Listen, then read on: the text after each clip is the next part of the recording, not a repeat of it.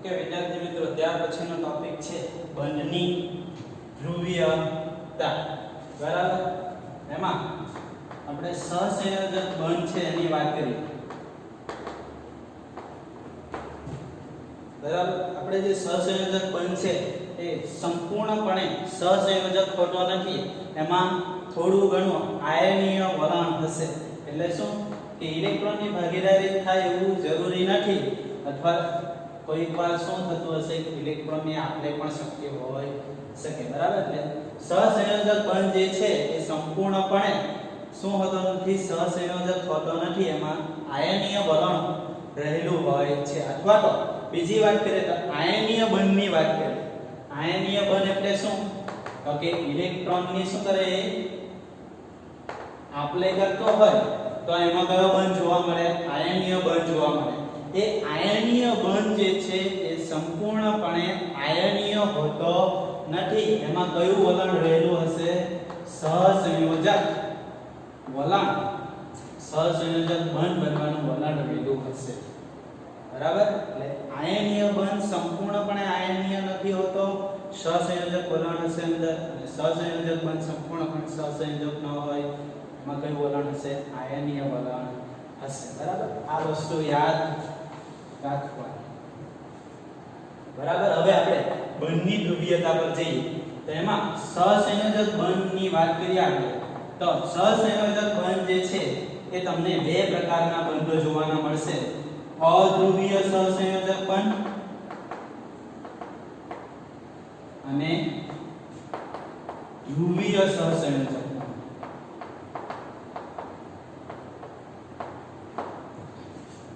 હવે અધ્રુવીય સહસંયોજક બંધ ક્યારે બનશે? તો કે બે સરખા પરમાણુઓ વચ્ચે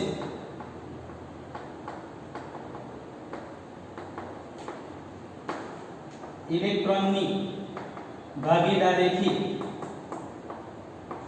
જે બંધ બને તે કયો? અધ્રુવીય સહસંયોજક બંધ.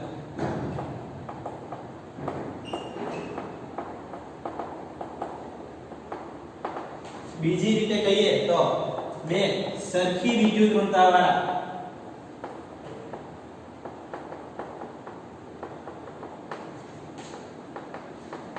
પરમાણુઓ વચ્ચે બનતો બંધ. બરાબર, એટલે અધ્રુવીય માટેનું ઉદાહરણ N2 લઈએ. બરાબર, નાઇટ્રોજન N2 એટલે એમાં શું હશે? નાઇટ્રોજન અને નાઇટ્રોજન. બરાબર, તો એ બંધ કેવો છે? આ બંધ કેવો છે? અધ્રુવીય છે. કારણ શું છે? તો કે બંનેની વિદ્યુત ઋણતા શું છે? સરખી છે. નાઇટ્રોજન નાઇટ્રોજન જ છે ને, એટલે વિદ્યુત ઋણતા શું છે? સરખી છે. બીજું ઉદાહરણ લઈએ Cl2, ત્રીજું F2. બરાબર, આ જે ઉદાહરણો જે છે એ શાના છે? અધ્રુવીય સહસંયોજક બંધ બનવાના ઉદાહરણો છે. બરાબર, કારણ શું છે એની? તો કે વિદ્યુત ઋણતા કેવી છે? સરખી છે. બરાબર, તો અહીંયા હવે ધ્રુવીય સહસંયોજકની બંધની વ્યાખ્યા શું થશે? તો કે બે જુદી જુદી વિદ્યુત ઋણતા, એ જુદી જુદી વિદ્યુત ઋણતા ધરાવતા પરમાણુઓની વચ્ચે ઇલેક્ટ્રોનની ભાગીદારીથી બનતો બંધ એટલે ધ્રુવીય. એટલે ધ્રુવીય સહસંયોજક. બરાબર, ધ્રુવીય સહસંયોજક બંધનું ઉદાહરણ જોઈએ તો HCl. બરાબર, આપણી વચ્ચે ઇલેક્ટ્રોનની ભાગીદારીથી બંધ બને છે, પણ હાઇડ્રોજન અને Cl બંને જુદા જુદા પરમાણુઓ છે, એટલે વિદ્યુત ઋણતા શું છે એની? જુદી જુદી છે. ત્યાર પછી કાર્બન ડાયોક્સાઇડ એ પણ જુદી જુદી વિદ્યુત ઋણતા વાળાનું ઉદાહરણ થશે. કારણ કે કાર્બન અને ઓક્સિજન અલગ પરમાણુ છે, એટલે એની બંનેની વિદ્યુત ઋણતા શું થશે? જુદી જુદી થશે. H2O આમની વચ્ચે જે બંધ, આમાં જે બંધ જોવા મળશે તમને એ પણ કેવો હશે? ધ્રુવીય સહસંયોજક બંધ હશે. આપણે મેઈન સમજવાનું શું છે? બંધની ધ્રુવીયતા, કે કયા બંધમાં ધ્રુવીય ગુણધર્મ રહેલો હોય તો આપણને કયા બંધમાં ધ્રુવીય ગુણધર્મ રહેલો હોય તો કે જો જુદી જુદી વિદ્યુત ઋણતા ધરાવતા પરમાણુઓ વચ્ચે બંધ બનેલો હોય તો એ બંધ કેવો હશે ધ્રુવીય હશે એટલે આપણે આની વાત કરવાની છે બરાબર હવે જો બંધ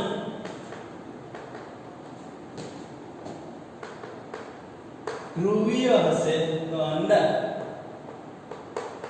તો તેમાં દ્વિધ્રુવ ચાર્જ માત્રા ઉદ્ભવશે બરાબર ચાલો વાત કરીએ N2 અણુમાં દ્વિધ્રુવ ચાર્જ માત્રા ઉદ્ભવશે કે નહીં ઉદ્ભવે N2 બે સરખા પરમાણુ વચ્ચે બંધ બને છે વિદ્યુત ઋણતા જુદી જુદી નથી બંધ ધ્રુવીય નથી બરાબર બંધ ધ્રુવીય નથી એટલે દ્વિધ્રુવ ચાર્જ માત્રા ઉદ્ભવશે નહીં બંધ કેવો હોવો જોઈએ ધ્રુવીય હોવો જોઈએ એટલે વિદ્યુત ઋણતા કેવી હોવી જોઈએ જુદી જુદી હોવી જોઈએ તો અંદર શું ઉદ્ભવશે દ્વિધ્રુવ ચાર્જ માત્રા ઉદ્ભવશે જેને દર્શાવવા માટેની સંજ્ઞા શું છે મ્યુ દ્વિધ્રુવ ચાર્જ માત્રાને દર્શાવવા માટેની સંજ્ઞા શું છે મ્યુ અને મ્યુ બરાબર સૂત્ર શું છે તો કે ચાર્જ ગુણ્યા અલગીકરણનું અંતર અલગીકરણનું અંતર એટલે શું બંધ લંબાઈ કે આ હાઇડ્રોજન અને Cl છે તેમાં ચાર્જ લખવાનો અને આ બંધ વચ્ચેનું અંતર બરાબર એટલે મ્યુ બરાબર ચાર્જ ગુણ્યા શું થશે અલગીકરણનું અંતર બરાબર અને એનો મ્યુ નો એકમ શું છે તો કે d બાય છે એકમ શું છે d બાય અને જેને દર્શાવવા માટેની સંજ્ઞા શું છે કેપિટલ D બરાબર હવે 1 d બાય બરાબર 3.33 ગુણ્યા 10⁻³ કુલમ ઇન્ટુ મીટર c એટલે શું તો કે કુલોમ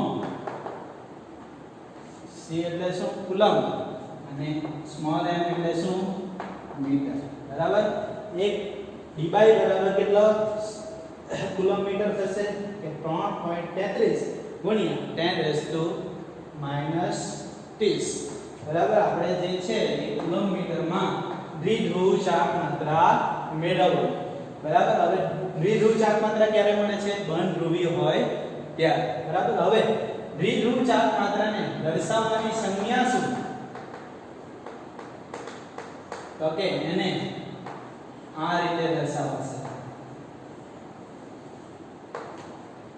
ક્રોસ તીર વડે બરાબર આ છેડો ક્યાં રહેવો જોઈએ વિદ્યુત ઋણતા ઓછી હોય ત્યાં અને આ છેડો તીર વાળો છેડો ક્યાં રહેવો જોઈએ તો કે જેની વિદ્યુત ઋણતા વધારે હોય એ બાજુ બરાબર મારે જો HCl માં બતાવ્યું છે દ્વિધ્રુવ ચાર્જ માત્રા તો તમે તીર બતાવશો એ કઈ બાજુ બતાવવા પડશે આપણે આ રીતે દર્શાવવું પડશે કારણ કે વિદ્યુત ઋણતા વધારે હોય ત્યાં શું આવવું જોઈએ તીરની નિશાની આવવી જોઈએ અને અહીંયા શું આવવું જોઈએ ક્રોસ બરાબર આ જે છે સંજ્ઞાને શું કહેવામાં આવે છે ક્રોસ ટીપ કરવામાં આવે છે શું કહેવામાં આવે છે ક્રોસ ટીપ બરાબર અને આ જે છે દ્વિધ્રુવ ચાર્જ માત્રા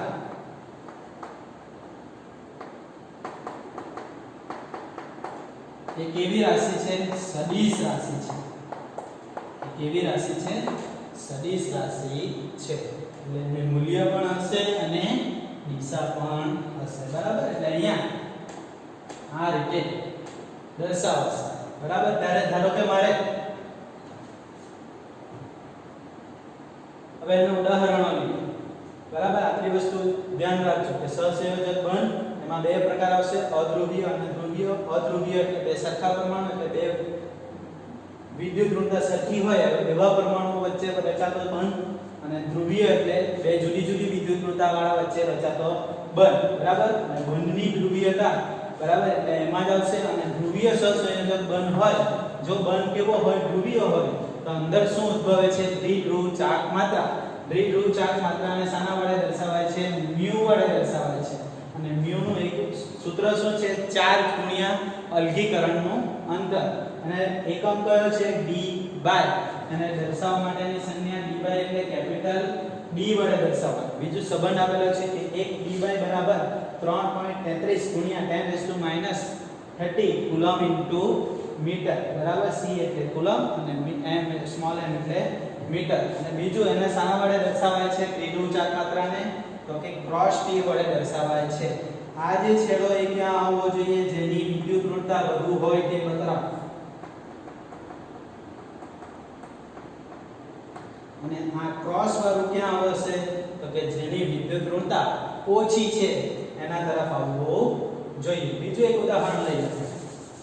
અહીંયા લખું છું H2O, બરાબર. તો H2O એટલે આ રીતે લખાશે. ચાલો હવે અહીંયા જે બંધ છે એ ધ્રુવીય છે કે એ જોઈએ. પહેલા હાઇડ્રોજન અને ઓક્સિજન છે, બંનેની વિદ્યુત ઋણતા શું છે, બંને જુદા જુદા પરમાણુઓ છે, એટલે બંધ કેવો છે, ધ્રુવીય છે.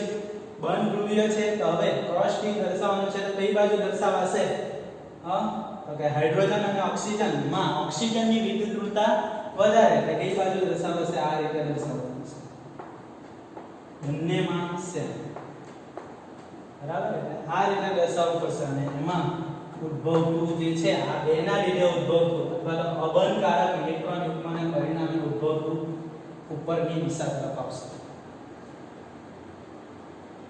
બરાબર. આ H2O નું ઉદાહરણ છે.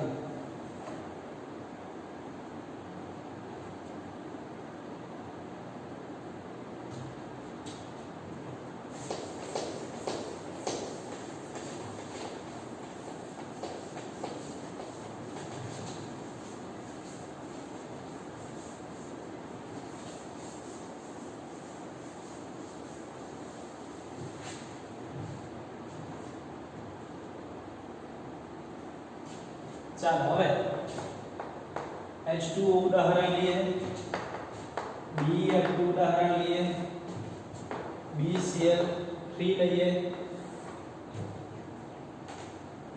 H2O બરાબર. તો H2O માં ઓક્સિજન પરમાણુ મધ્યસ્થ થશે, હાઇડ્રોજનને આપણે બહાર રાખવાના, બરાબર.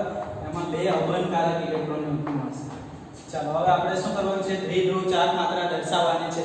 તો કઈ બાજુ દર્શાવવાનું, તો કે હાઇડ્રોજનની વિદ્યુત ઋણતા ઓછી, ઓક્સિજનની વિદ્યુત ઋણતા શું છે, વધારે, એટલે આ રીતે દર્શાવાશે. ત્યાર પછી હાઇડ્રોજન થી ઓક્સિજન આમ પણ આ રીતે દર્શાવ્યું.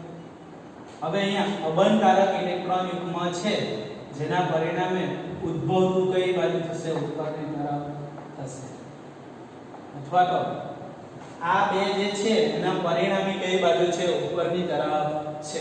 હવે અહીંયા દ્વિધ્રુવ ચાર્જ માત્રાનું મૂલ્ય કેટલું મળે છે, 1.85 ડી બાય મળે છે. તો એ 1.85 ડી બાય ને તમારે સામા ફેરવી નાખવાનું કુલમ ઇન્ટુ મીટરમાં. એટલે શું લખાશે, 3.33 ગુણ્યા 10⁻30 અને 1.85 સાથે એનો ગુણાકાર. એટલે અહીંયા શું થઈ જશે, તમારો જે જવાબ આવશે એ કુલમ ઇન્ટુ મીટર. ચાલો હવે ત્યાર પછી BF2 ની વાત કરીએ. તો મધ્ય B અને F, બરાબર. તો મધ્યસ્થ પરમાણુ કોણ થવાનો, તો કે બેરિલિયમ ધાતુ છે એટલે બેરિલિયમ મધ્યસ્થ પરમાણુ થશે. બે B F આ રીતે બંધ દર્શાવવાનું, બરાબર. અહીંયા જો તો દ્વિધ્રુવ ચાર્જ માત્રા દર્શાવવાની છે. દ્વિધ્રુવ ચાર્જ માત્રા કેવી રીતે દર્શાવાય છે, તો કે આની વિદ્યુત ઋણતા વધારે છે એટલે આના બાજુ તીર આવવું જોઈએ અને ક્રોસ ભાગ ક્યાં હોય છે, એ B તરફ, બરાબર. બંધ ધ્રુવીય હોય ત્યારે દર્શાવાય કે અહીંયા B થી F તરફ. ચાલો હવે અહીંયા તો ઉદ્ભવે છે કારણ કે બધા એક જ દિશામાં જતા છે, બરાબર. પણ અહીંયા બંને કઈ દિશામાં છે, બંને જુદા જુદા જાય છે, બરાબર. એક પૂર્વ તરફ જાય છે અને બીજું કઈ તરફ જાય છે, પશ્ચિમ તરફ જાય છે, બરાબર. તો અહીંયા બંનેની દિશા કેવી છે, વિરુદ્ધ છે. બંનેની દિશા વિરુદ્ધ છે એટલા માટે એ એકબીજાની અસરને શું કરશે, નાબૂદ કરશે. એટલે અહીંયા μ બરાબર કેટલો આવશે, 0 આવશે. μ બરાબર કેટલું આવશે, 0. અહીંયા કોઈ પણ દ્વિધ્રુવ ચાર્જ માત્રા જોવા મળતી નથી. કારણ શું, તો કે બંને એકબીજાના કેવી દિશામાં જાય છે, વિરુદ્ધ દિશામાં જાય છે. એટલા માટે અહીંયા કોઈ મૂલ્ય મળશે નહીં. ત્યાર પછી BCl3 નહીં પણ શું આવશે BF3 બરાબર બોરોન શું થવાનો મધ્યસ્થ પરમાણુ કારણ કે ફ્લોરીન જે છે એની વિદ્યુત ઋણતા આખા આવર્ત પુસ્તકમાં હાઈએસ્ટ છે ચાલો હવે અહીંયા ફ્લોરીન બતાવી દઈએ 3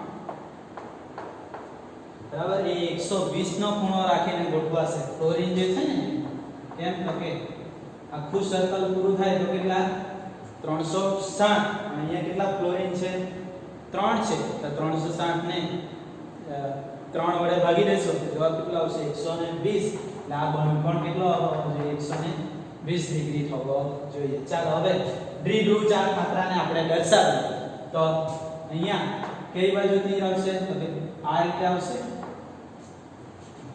B થી F તરફ ત્યાર પછી અહીંયા પણ આ રીતે આવશે અહીંયા ઉપરથી નીચે તરફ અને હવે આના પરિણામે ઉપરની બાજુએ શું ઉદ્ભવશે દ્વિધ્રુવ ચાર્જ માત્રા ઉદ્ભવશે બરાબર તો હવે અહીંયા જુઓ તો આ જે છે એકબીજાની કેવી દિશામાં જાય છે વિરુદ્ધ દિશામાં એક ઉપરની તરફ જાય છે બીજો નીચેની તરફ જાય છે એટલે એકબીજાની અસરને શું કરી નાખી નાબૂદ કરી નાખી બરાબર તેવી જ રીતે આ તરફ જાય છે બરાબર ઉપરની તરફ અને આ પણ ઉપરની તરફ જાય છે બંને એકબીજાના કેવી દિશામાં જાય છે જુઓ તો વિરુદ્ધ દિશામાં જાય છે એટલે અહીંયા પણ mu નું મૂલ્ય કેટલું આવશે 0 આવશે અહીંયા પણ mu કેટલો આવશે 0 કારણ શું કે બધા એકબીજાની વિરુદ્ધ દિશામાં જતા છે એક પરિણામથી જે છે એ ઉપરની તરફ છે અને નીચે ફ્લોરીન જે છે એક ઉપરની તરફ જાય છે એક ઉપર છે અને બીજો એક ક્યાં છે નીચે છે એટલે એકબીજાની અસરને શું કરી નાખશે નાબૂદ બીજો એક આ તરફ જાય છે અને બીજો એક આ તરફ જાય છે બરાબર એક આ તરફ છે અને બીજો આ તરફ છે એટલે એ પણ શું થશે એકબીજાની અસરને નાબૂદ કરશે પરિણામે mu બરાબર કેટલો મળશે 0 મળશે ત્યાર પછી NH3 અને NF3 માં કોની ધ્રુવ ચાર્જ માત્રા વધારે હશે એ જોવાનું છે ત્યાર પછી શું તો કે NH3 અને NF3 માં દ્વિધ્રુવ ચાર્જ માત્રા કોની વધારે ચાલો જોઈએ બરાબર NH3 લખી તો શું આવશે NH3 એટલે 3 હાઇડ્રોજન સાથે આ રીતે બંધ અને એક શું રહેશે અબંધ સેમ NH3 માં પણ એવું જ 3 ફ્લોરીન સાથે બંધ અને એક અબંધ ચાલો આમાં દ્વિધ્રુવ ચાર્જ માત્રા દર્શાવો ઓકે એ કઈ બાજુ જાય છે અહીંયા નાઇટ્રોજન થી હાઇડ્રોજન તરફ બતાવવાનું અહીંયા આ પણ આના માટે પણ નાઇટ્રોજન થી હાઇડ્રોજન તરફ અહીંયા પણ નાઇટ્રોજન થી હાઇડ્રોજન તરફ બતાવવાનું અને બધાને પરિણામે ઉદ્ભવતી કઈ તરફ થશે ઉપરની દિશા તરફ સેમ NF3 માટે પણ દર્શાવો તો NF3 માં ફ્લોરીનની વિદ્યુત ઋણતા શું છે વધારે છે અહીંયા ખોટું લખ્યું છે ભૂલ થઈ છે અહીંયા શું આવશે હાઇડ્રોજન થી કોના તરફ આવશે નાઇટ્રોજન તરફ આવશે અહીંયા કોના હાઇડ્રોજન થી નાઇટ્રોજન તરફ આવશે ભૂલ થઈ ગઈ તેમાં બરાબર અહીંયા હાઇડ્રોજન થી નાઇટ્રોજન તરફ દર્શાવો ચાલો કારણ કે નાઇટ્રોજનની વિદ્યુત ઋણતા વધારે છે ને હાઇડ્રોજન કરતા તો અહીંયા ફ્લોરીન અને નાઇટ્રોજન છે તેમાં ફ્લોરીનની વિદ્યુત ઋણતા શું છે વધારે એટલે કઈ બાજુ આવશે નાઇટ્રોજન થી ફ્લોરીન તરફ આવશે અહીંયા શું આવશે નાઇટ્રોજન થી ફ્લોરીન તરફ બધા દર્શાવી દઈએ નાઇટ્રોજન થી ફ્લોરીન તરફ અને પરિણામ ઉદ્ભવથી ક્યાં આવશે ઉપર ચાલો હવે અહીંયા NH3 જે છે બરાબર એમાં ઉદ્ભવતી દ્વિધ્રુવ ચાર્જ માત્રાનું મૂલ્ય 4.90 × 10⁻³ કુલમ્બ મીટર છે જ્યારે અહીંયા ઉદ્ભવતું 0.80 × 10⁻³ કુલમ્બ મીટર છે બરાબર કયું ઓછું છે તો કે NF3 ની દ્વિધ્રુવ ચાર્જ માત્રા ઓછી છે કારણ શું છે બરાબર હવે જુઓ અહીંયા બધા કઈ દિશામાં જાય છે એક જ દિશામાં જાય છે બધા હાઇડ્રોજન થી નાઇટ્રોજન તરફ જ જાય છે ને જ્યારે અહીંયા નાઇટ્રોજન થી કઈ તરફ આવે છે ફ્લોરીન તરફ આવે છે બરાબર તો અહીંયા બધા જુદી જુદી દિશામાં જાય છે બરાબર. હવે વાત કરીએ બરાબર ચાર મિત્રો છે, ચાર અહીંયા ચાર દ્વિધ્રુવ ચાર માત્રા દર્શાવેલું છે ને, તો આપણે વાત કરીએ તો ચાર શું છે મિત્રો છે બરાબર. એ ચાર મિત્રોને હું એક રૂમમાં પૂરી દઉં તો મસ્તી કયામાં વધારે થશે? તો કે ચાર જે છે એ એક રૂમમાં છે તો એમાં મસ્તી વધારે થવાની બરાબર. પણ બીજી એક કન્ડિશન છે કે ચારે ચાર મિત્રોને હું શું કરું, ચારે ચાર મિત્રોને અલગ અલગ રૂમમાં મૂકી દઉં તો મસ્તી ઓછી થઈ જવાની. અથવા તો ચારે ચારને શું કરી દઉં, ગાર્ડનમાં અલગ અલગ બેસાડી દઉં તો મસ્તી કેવી થશે? ઓછી થશે. એના જેવું જ છે દ્વિધ્રુવ ચાર માત્રામાં પણ. જુઓ અહીંયા નાઇટ્રોજન થી હાઇડ્રોજન થી નાઇટ્રોજન તરફ જાય છે બરાબર. એટલે અહીંયા બધા શું છે? ભેગા છે. ભેગા છે તો દ્વિધ્રુવ ચાર માત્રા શું આવશે? વધારે આવશે. અને અહીંયા કેવા છે બધા? જુઓ તો બધાને શું કરેલા છે? ગાર્ડનમાં મૂકેલા છે અથવા તો બીજા રૂમમાં મૂકેલા છે. એટલે દ્વિધ્રુવ ચાર માત્રાનું મૂલ્ય કેવું આવે છે? ઓછું આવે છે. એટલે જ્યાં ભેગા થતા હોય ત્યાં મસ્તી વધારે થાય. ત્યારે યાદ રાખવાનું કે દ્વિધ્રુવ ચાર માત્રાનું મૂલ્ય શું આવે? વધારે આવે. અને જ્યાં છૂટા પડતા હોય એટલે કે ગાર્ડનમાં હોય અથવા તો જુદા જુદા રૂમમાં મૂકવામાં આવે ત્યારે મસ્તી કેવી થશે? ઓછી. અને એટલે આપણે એ શીખીએ કે દ્વિધ્રુવ ચાર માત્રાનું મૂલ્ય પણ કેટલું આવશે? ઓછું આવશે બરાબર. તો અહીંયા NH3 અને NF3 માં દ્વિધ્રુવ ચાર માત્રાનું મૂલ્ય કોનું વધારે છે? તો કે NH3 નું વધારે છે. કારણ કે એમાં બધી દ્વિધ્રુવ ચાર માત્રા શું થાય છે? ભેગી થાય છે. એટલા માટે મૂલ્ય વધારે. જ્યારે અહીંયા છૂટી પડે છે જેના પરિણામે દ્વિધ્રુવ ચાર માત્રાનું મૂલ્ય ઓછું આવશે બરાબર. એટલે આટલા ઉદાહરણો યાદ રાખવાના. હવે આ જે છે એ શાના માટે સમજૂતી આપી? તો કે આપણે આયનીય બંધ શું છે? સંપૂર્ણપણે આયનીય હોતો નથી. એમાં કયું વલણ રહેલું હશે? સહસંયોજક વલણ જોવા મળશે બરાબર.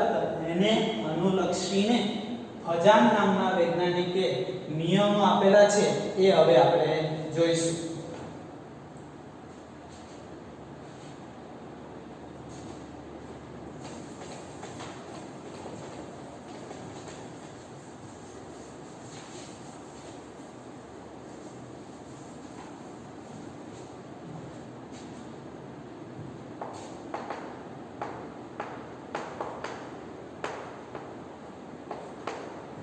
હજાનનો નિયમ. હજાનનો નિયમ શા માટે જરૂર પડી?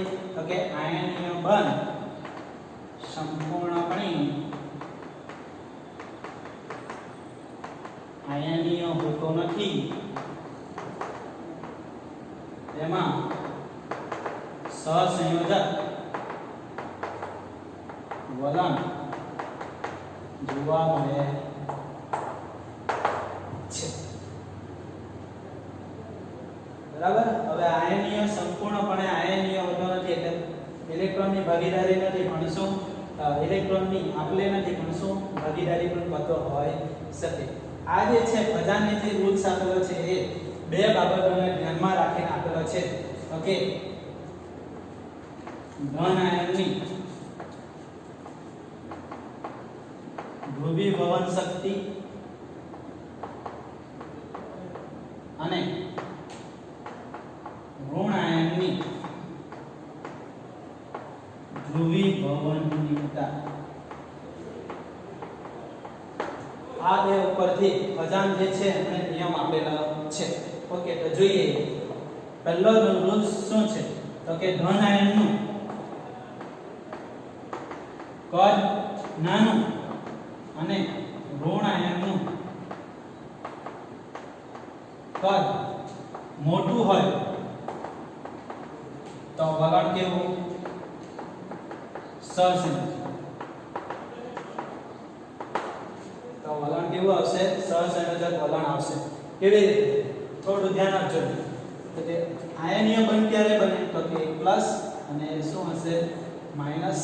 ચાલો તો પ્લસ ઇલેક્ટ્રોન જે છે આ રીતે ઘૂમ્યા કરે છે કક્ષામાં બરાબર. હવે શું કરશે? આ પ્લસ જે છે એ ઇલેક્ટ્રોનને શું કરશે? પોતાની તરફ ખેંચશે. એટલે આ જે ગોળ રાઉન્ડ શેપ છે એને શું કરી નાખશે? બદલી નાખશે બરાબર. એની જગ્યાએ આવા શેપમાં આવી જશે. બરાબર. તો અહીંયા ઇલેક્ટ્રોનની સંખ્યા શું થવાની? વધી જવાની. જેના પરિણામે આપણે શું કીધું? તો કે ધન આયનની ધ્રુવીય પવન શક્તિ કેવી છે? વધારે છે. અને ઋણ આયનની ધ્રુવીય પવનની અંદર આ બે ઉપર આધાર રાખશે. ચાલો હવે ધન આયનનું કદ નાનું છે એ નામ સમજાવ્યું. આપણે શું કરવાનું છે? ઇલેક્ટ્રોનને સહસંયોજક એટલે શું? ઇલેક્ટ્રોનને પોતાની તરફ ખેંચવાની પ્રવૃત્તિ. બરાબર. તો અહીંયા ધન આયન જે છે એનું કદ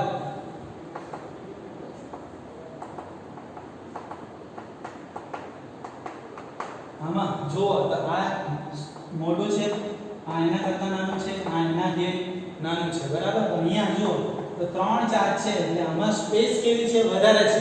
બહારથી જો ઇલેક્ટ્રોન આવે તો આ જલ્દી ખેંચી શકતો નથી. બરાબર. જલ્દી કોણ ખેંચી શકશે?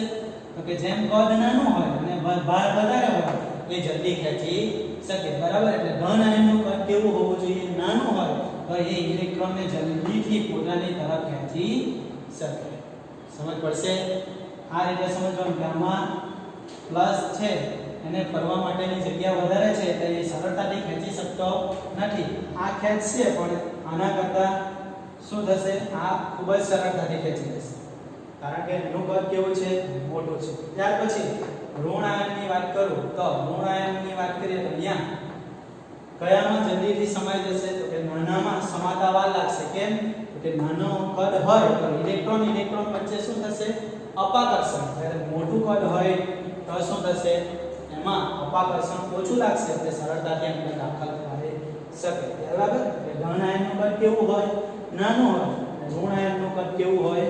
મોટું હોય. તો વલણ કેવું? સહસંયોજક વલણ જોવા મળશે. ત્યાર પછી ધન આયનનો વીજભાર વધે તેમ સહસંયોજક વલણ વધે. તેમ ઘન કેવો બનતો જાય? સહસંયોજક ઘન બનવાનું વલણ વધારે થાય. ધન આયનનો વીજભાર હવે વાત કરીએ. ઉદાહરણ તરીકે Na+, Ba+2 અને Al+3. બરાબર. હવે આમાં ધન વીજભાર કોના પર વધારે છે? +3 પર વધારે છે. એટલે એલ્યુમિનિયમ જે છે એ ઇલેક્ટ્રોનને પોતાની તરફ ઇલેક્ટ્રોનને સરળતાથી ખેંચી લેશે. એટલે આ જે છે એમાં સહસંયોજક વલણ કેવું હશે? વધારે જોવાનું મળશે. એટલે ધન આયનમાં ધન વીજભાર જેમ વધારે તેમ સહસંયોજક વલણ વધારે જોવાનું મળશે. અને ત્રીજું કારણ તમને ઇલેક્ટ્રોનની રચના NH2 Np6 Nd10 પ્રકારની જોવાની મળે તો એમાં વલણ કેવું જોવાનું મળશે? તમને સહસંયોજક વલણ જોવાનું મળશે. ઉદાહરણ તરીકે આપણે વાત કરીએ કોપરની. કોપર અત્યારે ધાતુ સ્વરૂપે છે તો એને પરમાણુ ક્રમાંક Z બરાબર 29 ઇલેક્ટ્રોનની રચના લખીએ 1s2 2s2 2p6 3s2 3p6 3d10 4s1. બરાબર. હવે એમાંથી ધન આયન બનાવીએ તો Cu પ્લસ બનાવીએ તો શું થવાનું? એક ઇલેક્ટ્રોન બાહ્યની કક્ષામાંથી દૂર થાય એટલે 4s માંથી દૂર થશે. ઇલેક્ટ્રોનની રચના શું લખાશે? 1s2 2s2 2p6 3s2 3p6 3d10. બરાબર. ઇલેક્ટ્રોનની રચના જુઓ કોના જેવી થઈ ગઈ? NH2 Np6 Nd10 જેવી થઈ ગઈ. બરાબર. એટલે આમાં કયું વલણ જોવાનું મળશે? સહસંયોજક વલણ જોવાનું મળશે. ત્યાર પછી બીજું એક ઉદાહરણ ઝિંક લઈએ. બરાબર. ઝિંક જે છે એનો પરમાણુ ક્રમાંક કેટલો છે? 30. ઇલેક્ટ્રોનની રચના લખીએ 1s2 2s2 2p6 3s2 3p6 3d10 4s2. હવે Zn+2 બનાવીએ. ધન આયનની વાત કરવાની છે એટલે Zn+2 બનાવીએ તો બે ઇલેક્ટ્રોન ક્યાંથી દૂર થવાના? 4s2 માંથી દૂર થશે. એટલે અહીંયા પણ ઇલેક્ટ્રોનની રચના જુઓ તો NH2 Np6 Nd10 જેવી. એટલે વલણ કેવું એમાં પણ જોવાનું મળશે? સહસંયોજક વલણ જોવાના મળે. બરાબર. એટલે અજાન જે છે એમણે શું કીધેલું છે? તો કે ધન આયનનું કદ નાનું હોય તો એમાં સહસંયોજક વલણ વધારે હોય અને ઋણ આયનનું કદ કેવું હોય? મોટું હોય તો સહસંયોજક વલણ વધારે હશે. ધન આયનનો વીજભાર વધારે હોય તેમ પણ સહસંયોજક બનવાનું વલણ વધારે હશે. ત્યાર પછી સ્યુડો ઇલેક્ટ્રોનની રચના એટલે નકલી ઇલેક્ટ્રોનની રચના NH2 Np6 Nd10 કોની? ધન આયનની હોય તો પણ તમને સહસંયોજક વલણ જોવાનું મળશે.